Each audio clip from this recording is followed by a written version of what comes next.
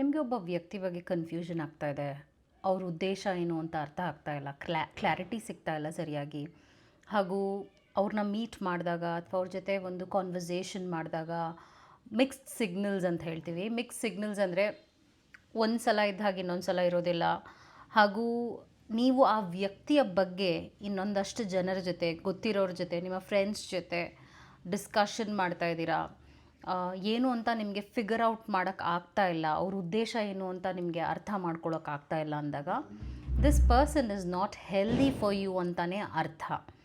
ಯಾವಾಗ ನಿಮಗೆ ಒಂದು ಡಿಸ್ಕಂಫರ್ಟ್ ಸಿಗುತ್ತೆ ಒಬ್ಬ ವ್ಯಕ್ತಿಯಿಂದ, ನೀವು ಅವ್ರ ಜೊತೆ ಒಂದು ಒಳ್ಳೆಯ ಕನೆಕ್ಷನ್ ಇಟ್ಕೋಬೇಕು ಅನ್ನುವಂಥ ಒಂದು ಮನಸ್ಥಿತಿ ಇಟ್ಕೊಂಡು ಅವರು ಫ್ರೆಂಡ್ಶಿಪ್ ಬೆಳೆಸ್ಕೋಬೇಕು ಅವ್ರ ಜೊತೆ ಅಂದ್ಕೊಂಡಿದ್ರು ಕೂಡ, ಅಥವಾ ಒಂದು ರಿಲೇಷನ್ಶಿಪ್ ಯಾವುದೇ ರೀತಿಯಾಗೂ ಬೆಳೆಸ್ಕೋಬೇಕು ಅಂತ ಇದ್ದೀರಾ ಅಂದ್ರೂ ಅಲ್ಲಿ ನಿಮಗೆ ಕ್ಲಾರಿಟಿ ಸಿಗ್ತಾ ಇಲ್ಲ, ಆ ವಿಷಯದಲ್ಲಿ ಕ್ಲಾರಿಟಿ ಸಿಗ್ತಾ ಇಲ್ಲ, ಆ ವ್ಯಕ್ತಿಯ ಇಂಟೆನ್ಷನ್ ಏನು ಅಂತ ಅರ್ಥ ಮಾಡ್ಕೊಳ್ಳೋಕ್ಕಾಗ್ತಾ ಇಲ್ಲ.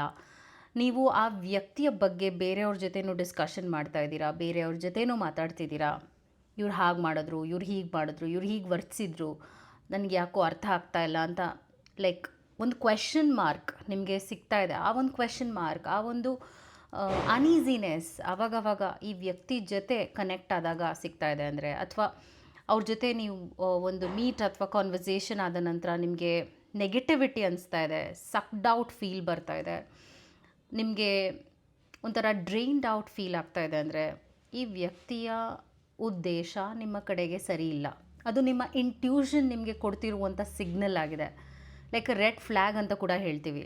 ಯಾವಾಗ ನಿಮ್ಮ ಮನಸ್ಸು ನಿಮ್ಮ ಹತೋಟಿನಲ್ಲಿರೋದಿಲ್ಲ, ನಿಮ್ಮ ಮನಸ್ಸು ಚಂಚಲತೆನ ಅನುಭವಿಸುತ್ತೆ ಒಬ್ಬ ವ್ಯಕ್ತಿ ಜೊತೆ ನೀವು ಇದ್ದಾಗ, it's very natural. Your body is responding to it, your mind is responding to it, your emotions, ನಿಮ್ಮ ಇಮೋಷನ್ಸ್ ನಿಮಗೆ ಹೇಳ್ತಾ ಇದೆ ಸರಿ ಇಲ್ಲ ಅಂತ.